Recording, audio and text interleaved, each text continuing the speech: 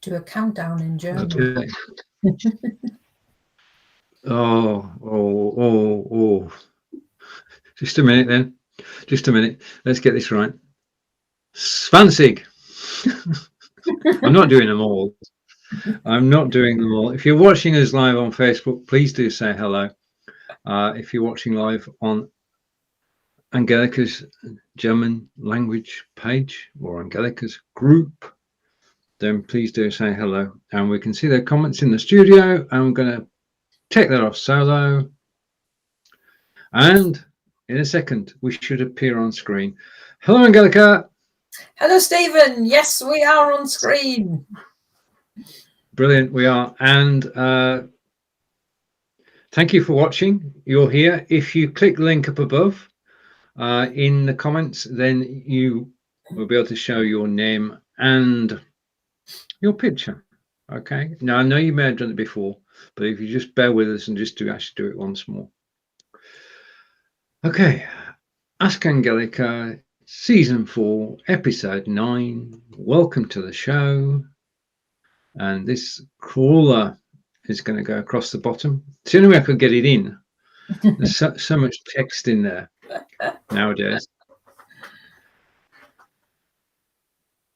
Angelika, would you like to explain what today's program is about?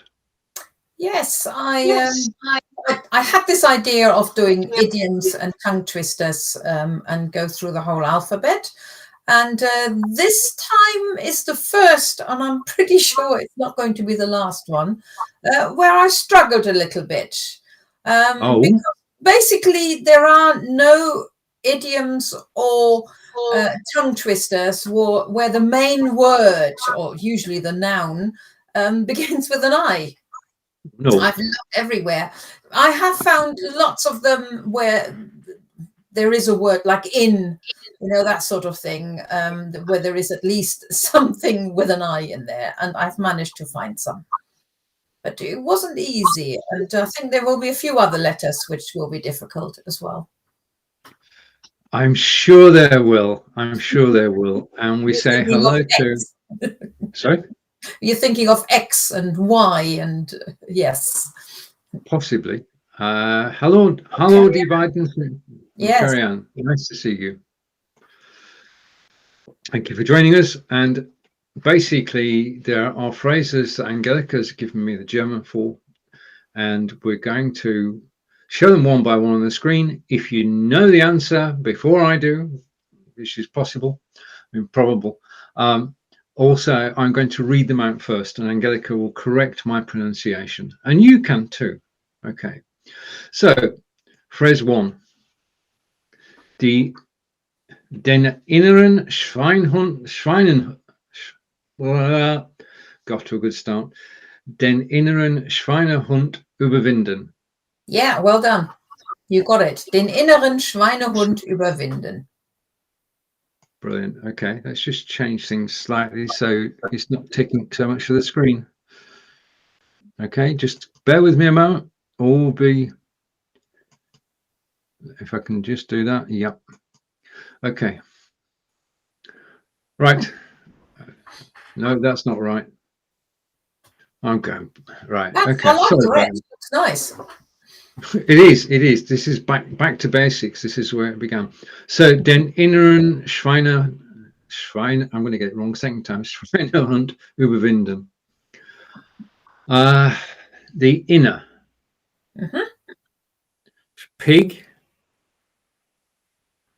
Hound. Dog. Pig. Dog. Right. Okay. If you're ahead of me in reading it out, or in translation, then please help. You can type your comments and help me out a little bit. Überwinden. Was bedeutet überwinden? Überwinden is to overcome. Right. To overcome the inner. To overcome the. Let's see what the translation is. Well, you did say the literal translation, which of course doesn't make any sense, would be to overcome the inner pig dog. To overcome the inner pig dog. What's a pig dog? Well. First of all, Schweinehund is not a breed of dogs, but it was the type of dog. Or actually, I don't know what type of dog it is, but they used to have dogs to look after the pigs, or even to hunt for wild boar and wild pigs. So the farmers or foresters had a dog, and that was generally known as the Schweinehund. Schweinehund did become quite a derogatory word, as you probably have seen in war films, Du Schweinehund or anything like this. But this one has got nothing to do with that. This one is different. And the meaning of this idiom, so not to overcome the inner pig, but it's to overcome your weaker self. Right, and Karian is saying to get over yourself. Ich habe keine Ahnung. No, it's to overcome your weaker self. You know. Oh, I'm not really any good at this, but I've got to do it. Right. Okay. This is what people mainly say to themselves, really. You know, da muss ich wohl den inneren Schweinehund überwinden and make that phone call or whatever it may be. Gotcha. Phrase 2. In die Hose gehen. Yeah, nice and easy to read, wasn't it? In die Hose gehen. It was. No lamps, no nothing. To put your trousers on. Nope. In die Hose gehen. Okay. Kerry, please carry on. We need your help. In die Hose gehen. I've got the pronunciation correct. Okay, let's hide that and come side by side. There we are. That's better. And Karian is helping us. Thank you, Karian. And to wet yourself. I could see why she's saying that. Yes, you might actually do that when things go wrong. But so literally translated in the Hose again would mean to go into the trousers. Hence Karian's guess, to wet yourself. But actually, it's just something has gone wrong. Now, we, in English, we say that's to go down the drain. That's going down the drain. Well, actually, going down the trousers, I find far better, because you probably do wet yourself or do something else with the trousers, which is very unpleasant. Not sure where going down the drain comes from. Right. So how does in die Hose gehen become to go into the trousers? Well, that's a literal translation. Something gehen is to go into something. And that would be the trousers in this case. Right. Phrase 3 then. Ins Gras beißen. Yeah. Ins Gras beißen. Ins Gras beißen. They may be short, they may be easy to say, but then they're not easy to translate. Kellyanne? No, I into. Yeah. Grass. Gras. Grass. Grass, yeah. Beißen. To eat grass. What, to bite? To bite into grass. the grass. Okay. That's the literal translation. And now the question is, when do you bite into the grass? In English, again, we say something else. Okay, and carry on, sorry. To bite the dust. Yeah, I guess that would be another meaning as well. Okay, to bite the dust, or to kick the bucket. Now, the biting the grass, I can understand, sort of, because when you die, or if you fall over and you die, you're pretty close to the grass. Not sure again where the bucket comes from. Why I will have do to look that up. English speakers kick the bucket when they die? Probably somebody fell. No idea. Well, you can look it up afterwards. This is the beauty. I mean, this really is the beauty of idioms.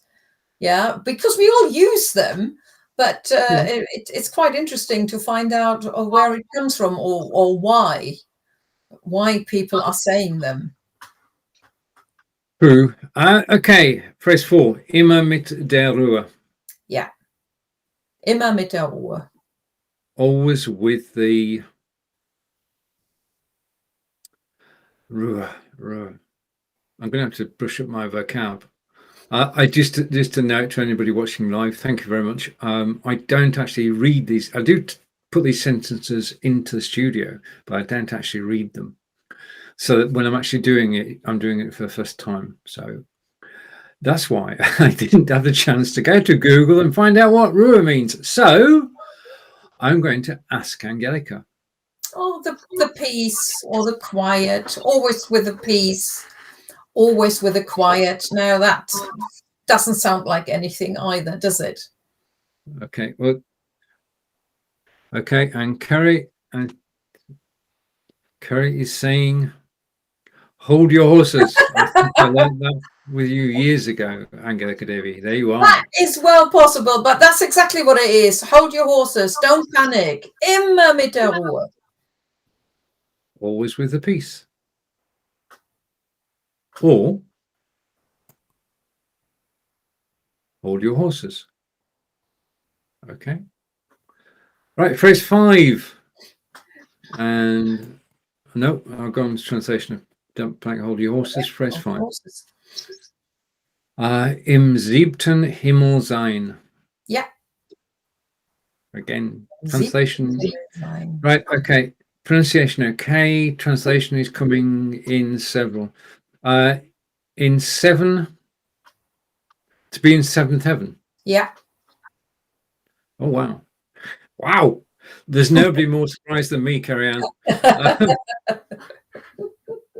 Okay, to be in 7th heaven is the literal translation, and the English equivalent is... What do we say? To be on cloud 9. Yeah, we do. I think we may use the 7th heaven as well, but usually tends to be cloud 9.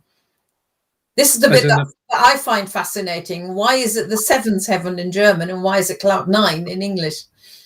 No idea. No idea either. But there it is. It is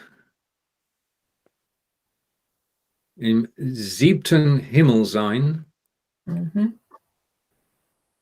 be in 7th heaven, or to be on cloud 9. Hello to Kerry. I was saying to be in 7th heaven, to be in absolute glory.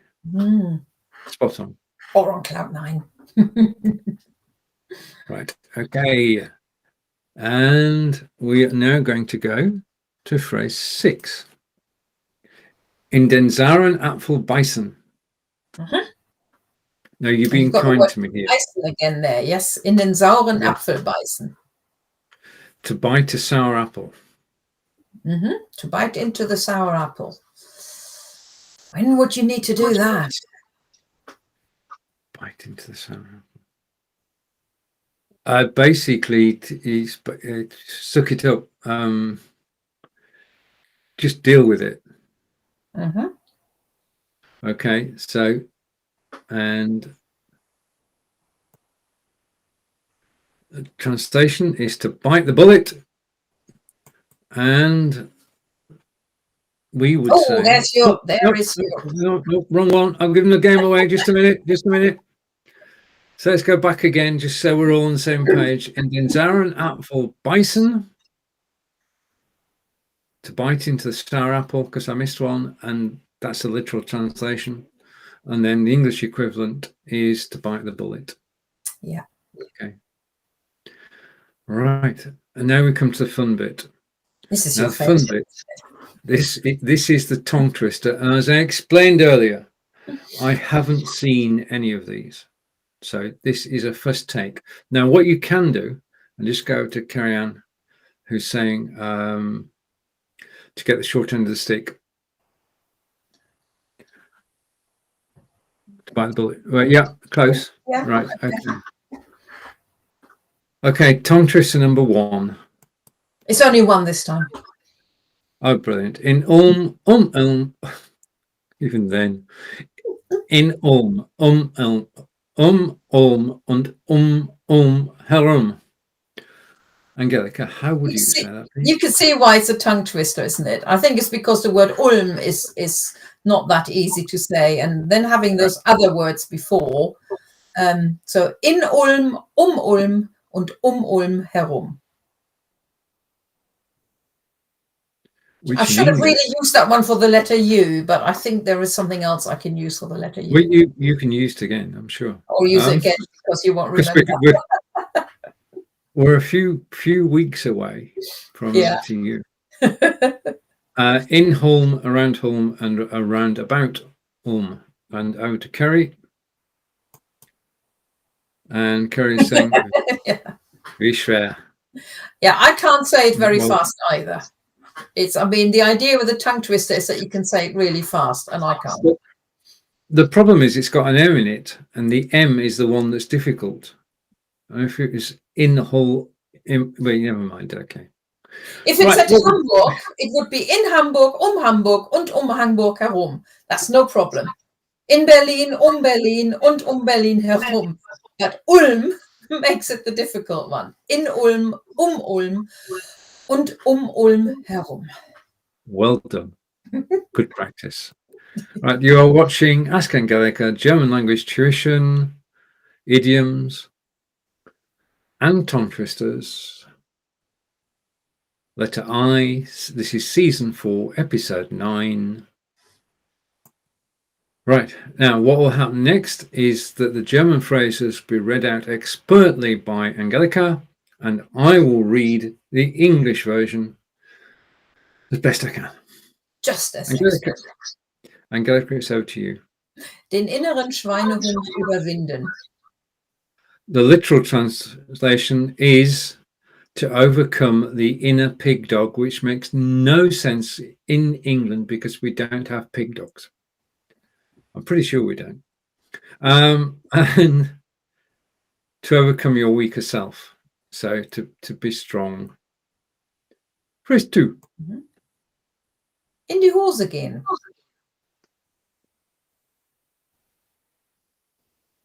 To go into the trousers. And the English equivalent is to go down the drain. Okay, phrase 3. Ins Gras beißen. Literal translation, to bite into the grass. And our equivalent in the UK is to kick the bucket.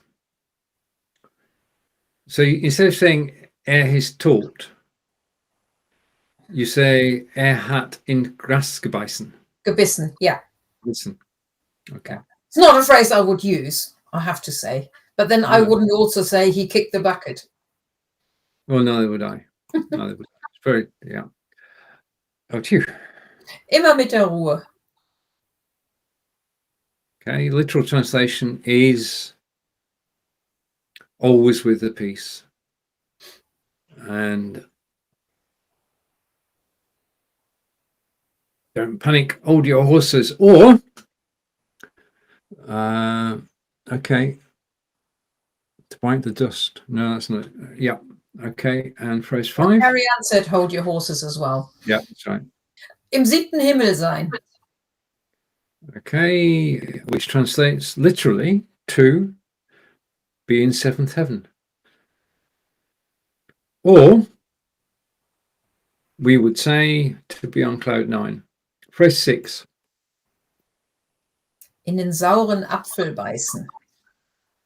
Literal translation is to bite into the sour apple, and our English equivalent is to bite the bullet.